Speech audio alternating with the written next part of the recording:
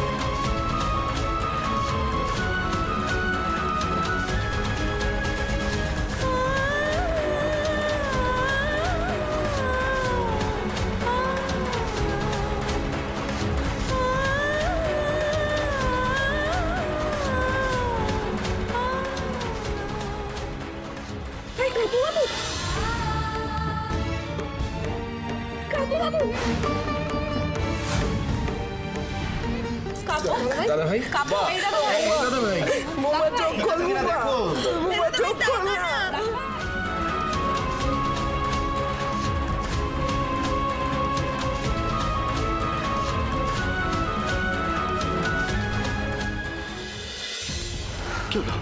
যাক বাবা, আমাদের পেপার গোলটা কিন্তু অক্ষত আছে। ঘটক দিদি না যাওয়া অবধি আমাদের এখনো একটা চান্স আছে, তাই না বৌদি? এইসব আলোচনা এখানে করলে এরা সবাই মিলে আমাদের সবাইকে বিসর্জন দিয়ে চলে যাবে। চুপ করো, অন্যদিকে বলবে। আমার ছেলেটা সারা দিচ্ছে না এখানে। ও মা সারা দে বাবা। ভয় নেই কাকিমা, ওনার কিচ্ছু হয়নি। একটু জল খেয়ে নিয়েছেন বলে মনে হয় অজ্ঞান আছেন। ভয় পেয়ে গেছিলেন তো, আমি কিছু ব্যবস্থা করছি। এই তুমি কি ব্যবস্থা করবে গো? সব ব্যাপারে পাকামো। তুমি কি ডাক্তার নাকি? তুমি অমন ক্যাবলার মতো জলে পড়লে বলেই তো আমাদের ছেলেটাকে সাঁতার না জেনে জলে ঝাঁপ দিতে হলো। সর্বনাশটা তো তুমিই করলে। কিন্তু ও তো সাঁতার জানে, ডুবলো তো না, দিব্যি সাঁতার কেটে উঠে এলো। এই শোনো, তুমি তো সাঁতার জানো, তাহলে ওরকম ডুবে যাব নাটক করছিলে কেন? তুমি ওরকম করছিলে বলেই তো আমার কাব্য জলে ঝাঁপ দিল, আর কাব্যর এরকম অবস্থা হয়ে গেল। কে জানে কাব্যর জ্ঞান ফিরবে কিনা। শিউলি, এই মেয়ে, তোমাকে কিছু বলা হয় না বলে তুমি খুব বার বেড়েছো না? তোমার মুখ থেকে যদি আর একটা কথা শুনি না, এই গোবিন্দ মল্লিকের থেকে খারাপ কেউ হবে না বলে দিচ্ছি। কিন্তু দাদা, ও তো ভুল কিছু বলে। হ্যাঁ বলেছে, আর তুই ওকে আশকারা দিচ্ছিস। ও যদি আর একটা কথা বলে আর তুই ওকে আশকারা দিস, তো জিভ টেনে আমি ছিঁড়ে নেব।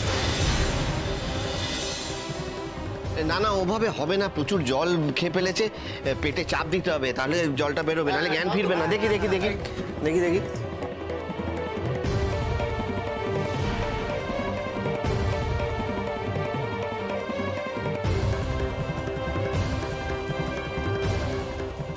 কি হলো বলো তো আমার ছেলেটার? কিছুতেই জ্ঞান ফিরছে না কেন? কি হলো আমার ছেলেটার? তুহিনদা, এভাবে হবে না, সিপিআর দিতে হবে। ঘটক দিদি, তুমি এসো, তুমি এসে দাদা ভাইয়ের মুখে ফু দাও। তুমি পারবে তো? হ্যাঁ পারবো। আরামবাগে আমি এভাবে একজনকে বাঁচাতে দেখেছিলাম, কিন্তু এখন আমি এভাবে। বউ দিদি, তুমি প্লিজ হেজিটেট করো না, প্লিজ এসো। না, কিচ্ছু করবে না। কাব্য আমার বর, যা করার আমি করব, তুমি নয়।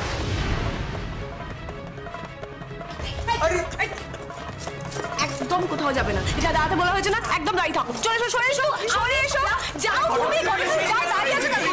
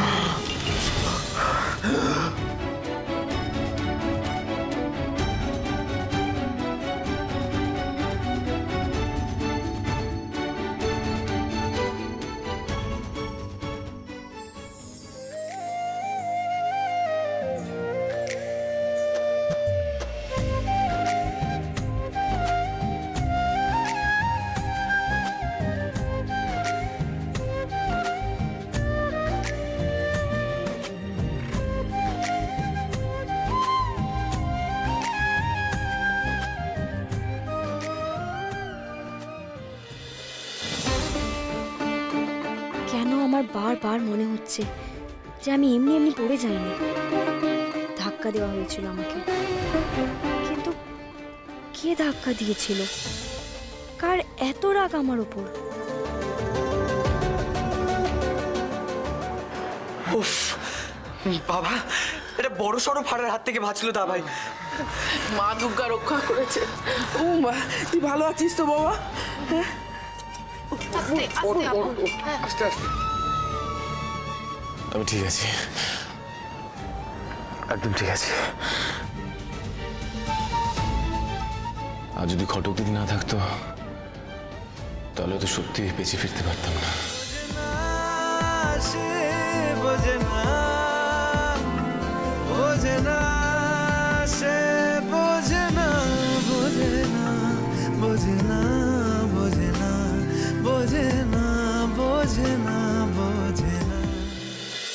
কাব্য, দেখি বাবা তুমি ঠিক আছো তো? কিভাবে ভিজে গেছো? চলো আমি তোমাকে এই এই এই এই খবরদার বলছি, খবরদার, একদম আদি খেতে করবে না। উঠে যাও, সরো এখান থেকে। খালি গায়ের উপর ধরে ধরে পড়া, খালি গায়ের উপর ধরে পড়ছে।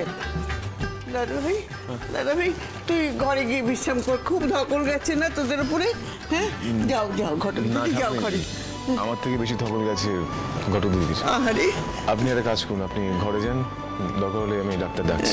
না কাব্য বাবু, তার কোনো প্রয়োজন নেই। আগে বিজয়া প্রণামটা সেরে নি, তারপর ঘরে যাব।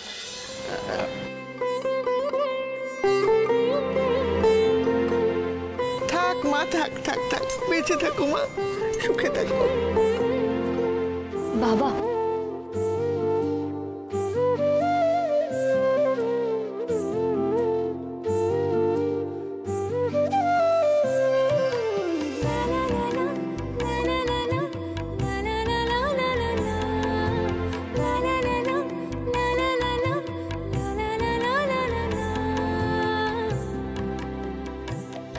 কি করছেন কি? আমি আপনাকে এমনি এমনি আশীর্বাদ করছি। বলছি কি, মানে বিজয়ের প্রণাম তো ঘটক দিদি শুরুই করে দিল। হ্যাঁ, তাহলে শুরু হয়ে যাক। হ্যাঁ, আমরা মা মা মা তোমাকে প্রণামটা করি মা।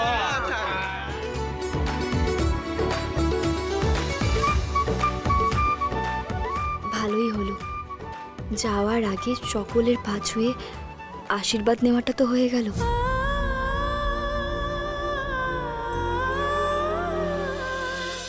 কাব্য, তুমি কিন্তু খুব সাবধান, হ্যাঁ, ঘটক দিদির থেকে। ও কিন্তু ইচ্ছে করে তোমাকে আজ ডুবিয়ে দিচ্ছিল, একদম ধারে কাছে গেবে না। আমার কি চলো, আমি তো মরেই যাবো কাব্য। এই যে বিউলি, এই যে কাব্যবাবু যখন জলের মধ্যে ডুবে যাচ্ছিল তখন তো তুমি জলে নামনি ওকে বাঁচাতে। হ্যাঁ, এখন মরেই যাবো। জামাই, তোমাকে না একটা কথা বলি জানো, যখন কাব্য জলে পড়ে গেছিল না, তখন শিউলি কেমন একটা শখের মধ্যে চলে গিয়েছিল, কিচ্ছু বুঝতে পারছিল না।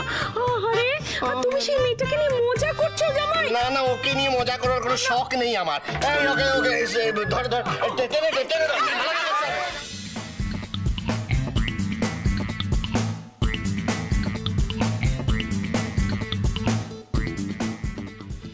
শিউলি, আমি কিন্তু জানি তুমি আমাকে ইচ্ছে করে পুকুরে ধাক্কা মেরেছিলে।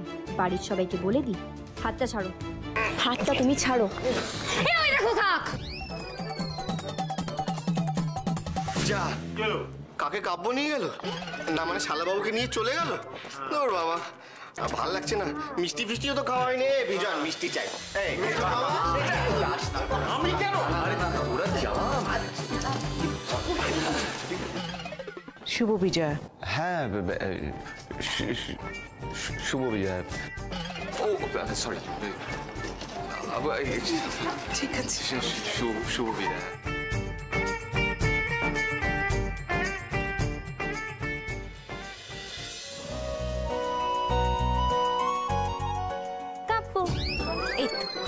গা মোছা হয়ে গেছে, এদিকে এসো এসো এসো এসো, আর এখানে চুপ করে দাঁড়াও, আমি তোমার জামাটা খুলে দিই। না, একদম না। এই বলছি দরজা খোলা আছে, আপনি চলে যান বলছি। এই বাবা, খুলতে তো হবে, সব কিছু খুলতে হবে, জামা প্যান্ট। মাথা খারাপ নাকি আপনার? আপনি কি বলছেন? ওই দেখুন, কাছে আসবেন না, দূরে যান, দূরে যান। কাব্য, কি বলছিস বলতো তুই? ওই তো তোর সেবা যত্ন করবে, 10টা নয় 5টা নয়, একটা মাত্র আসল বউ তোর। শিবলি তোকে দুধটা খাইয়ে দিক না কাব্য। না না না না না, ও কেন জামা কাপড় ছাড়াবে? ও তো আমার ছেলে, আমার বুম্বা। আমার বুম্বাকে আমি জামা কাপড় ছাড়িয়ে চান করিয়ে গরম গরম দুধ খাইয়ে দেবো। এ বাবা, বড় মামি, এত বড় ছেলে যার দুটো বউ, তাকে তুমি জামা কাপড় ছাড়িয়ে চান করে দেবে? সব বাজে কথা। হ্যাঁ, এই বাদি বিবাদী আমার কাউকে দরকার নেই। সবাই বেরো, বেরো, যাও ঘর থেকে। না না কাব্য, শোন না, তোর শরীরটা তো দুর্বল বাবা, তুই একটু চুপ করে বস, তোর বউ তোকে নিজে হাতে দুধটা খাইয়ে দিক।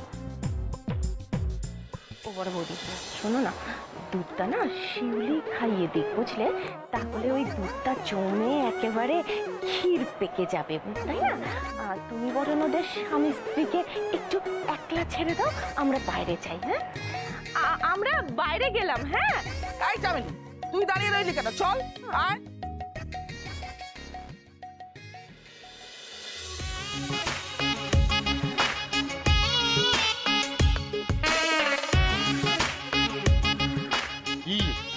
জামাটা খুলে দিও। ভালো লাগছে নাকি?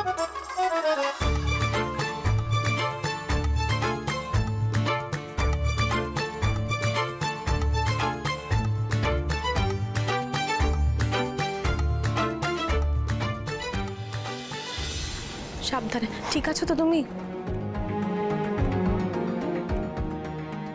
ঘটক দিদি, তোমার কাছে আমরা সত্যি ঋণী হয়ে থাকলাম ঘটক দিদি। হ্যাঁ রে মা, তুই নিজের জীবনের ঝুঁকি নিয়ে যেভাবে বুমাকে বাঁচালি, তোর ঋণ আমি এ জীবনে শোধ করতে পারবো না। কিন্তু নিজের জীবনের কথা তো ভাবতে হবে, তাই না? আর তুমি এত অসাবধান হলে কি করে? অসাবধান তো হইনি জয়দি, আসলে না না থাক, আমার সন্দেহটা এখনই না বলাই ভালো। কি বলো তো, আর দুর্ঘটনা তো বলে কই আসে না, কপালে যা থাকে আমাদের তাই হয়। আর এমনিতেও প্রজাপতি বোম্বার ইচ্ছায় যার হাত দিয়ে আমার স্মৃতিতে সিঁদুর উঠেছে, তাকে রক্ষা করার দায়িত্ব, কর্তব্য সবটাই তো আমার। বাহ বড়দা, একটা কথা কিন্তু মানতেই হবে, এই ঘটক দিদির এই ধরনের ডায়লগগুলোর জন্যই কিন্তু ঘটকালিটা সুপারহিট। হ্যাঁ আচ্ছা ঘটক দিদি, তুমি অনেকক্ষণ এই ভেজা জামা কাপড়ে রয়েছো, এবার চেঞ্জ করে নাও, তারপর বিজয় দশমীর। আজ বিজয়ের অনুষ্ঠানটা থাক, যা হওয়ার কাল হবে। কেমন? ঠিকই বলেছো চামেলি। হ্যাঁ চামেলি, হ্যাঁ দিদি দিদি, একটু ঘটক দিদিকে হেল্প করে দে। হ্যাঁ ঠিক আছে ঘটক দিদি, আমি চেঞ্জ করে আসছি, তোমার কোনো দরকার হলে আমাকে ডেকো, ঠিক আছে? হ্যাঁ এই আমিও যাবো, চল। হ্যাঁ চলো, আমি আসছি। হ্যাঁ চলো ঘটক দিদি। না না, তোমরা সবাই ঘরে যাও, আমার কিছু দরকার হলে আমি বলবো পরে, তোমাদের সবারও তো ধকল গেছে। ঠিক আছে, দেখো কিন্তু শুয়ে পড়ো। হ্যাঁ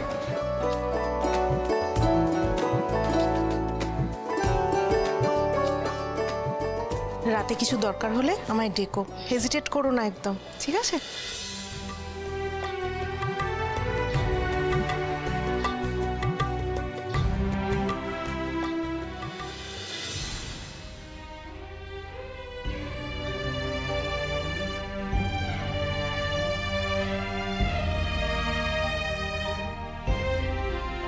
আর কি বা দরকার হবে আমার? এই বাড়িতে তো আর একটাও নতুন দিনও আমার দেখা হবে না।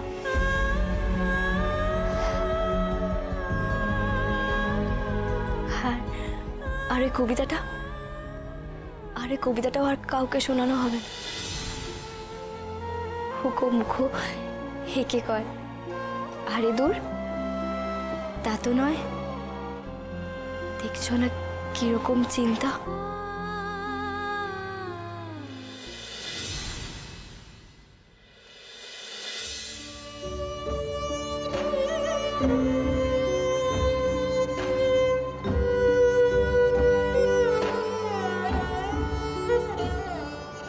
বেজে গেছে, তার মানে আরো একটা নতুন দিন শুরু হলো।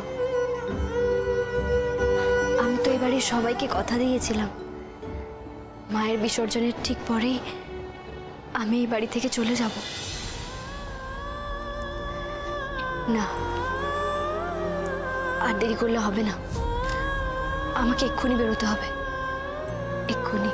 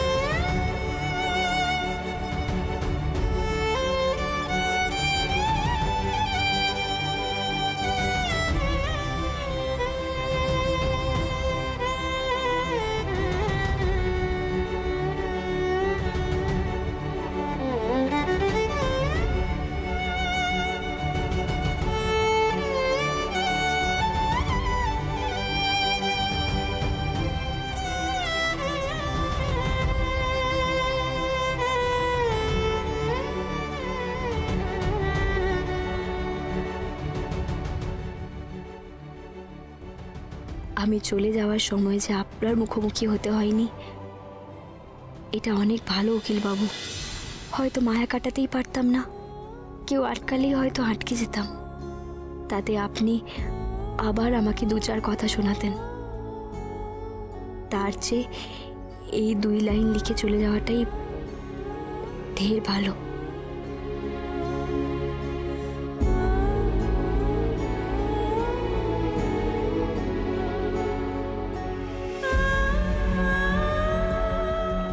এই পেঁপে একেবারে কাছ থেকে ঝরে যাচ্ছে কাপুবাবু, আর কোনো দিনও ঝুলবে না।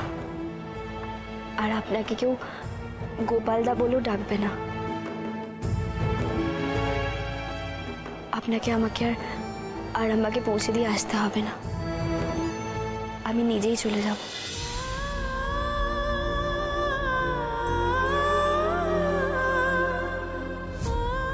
প্রজাপতি বোম্বার আশীর্বাদে আপনি আজ বিয়ের বাঁধন থেকে মুক্ত না হয়েও সব থেকে মুক্ত। ঘটক দিদি চিরতরে বিদায় নিল এখান থেকে।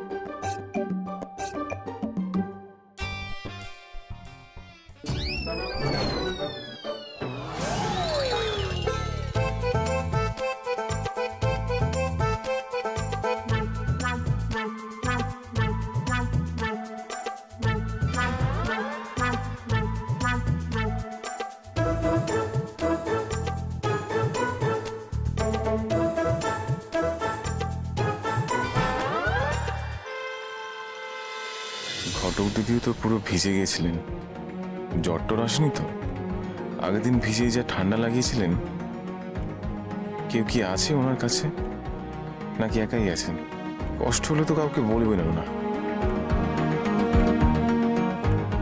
না, আমি একবার গিয়ে দেখে আসি উনি কেমন আছেন।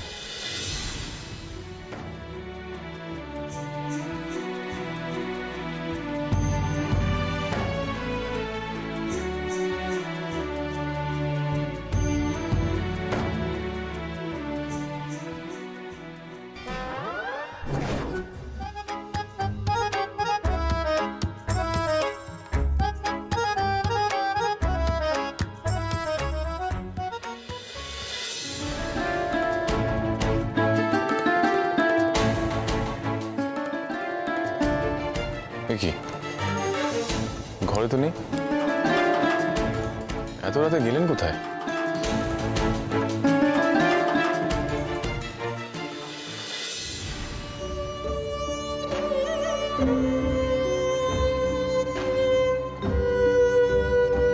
বাবা, আমি আবার তোমার কাছে চলে এসেছি বাবা। মল্লিক বাড়িতে আর কোনো দিনও ফিরবো না। এতক্ষণে বোধহয় ওখানে সবাই টের পেয়ে গেছে না আমি ওই ঘরে নেই, আমি চলে এসেছি।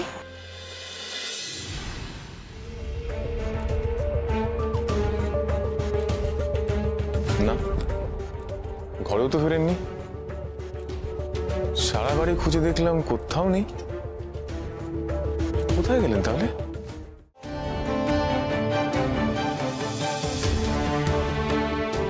ব্যাগটাও দেখছি না। তাহলে উনি কি কাউকে কিছু না বলে চলে গেলেন? না না, আর ফোন করে দেখি।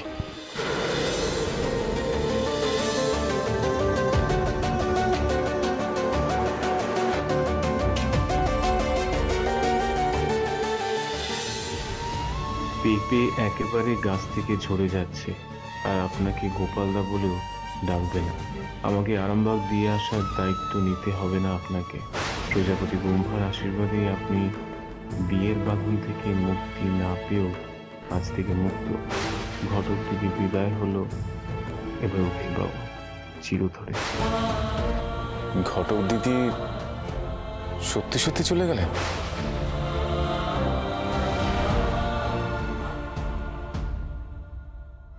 উকিলবাবু কি চিঠিটা পেয়েছেন? পড়েছেন চিঠিটা? খুব খুশি হয়েছে নিশ্চয়ই। আমি না জ্বালিয়ে ওনাকে চুপচাপ চলে এসেছি। আপনার কি আমার জন্য এক ফোঁটাও মন খারাপ করেনি উকিলবাবু? কেনই বা করবে? সবাই কি আমার মতন বোকা নাকি, যে সব কিছু জানার পরও মন খারাপ করবে, কষ্ট পাবে? দিদি, তোকে এটা মেনে নিতেই হবে যে তোর আর ওই বাড়িতে ফেরা হবে না। তোকে বাকি জীবনটা এখানেই থাকতে হবে, এই বাড়িতে থাকতে হবে।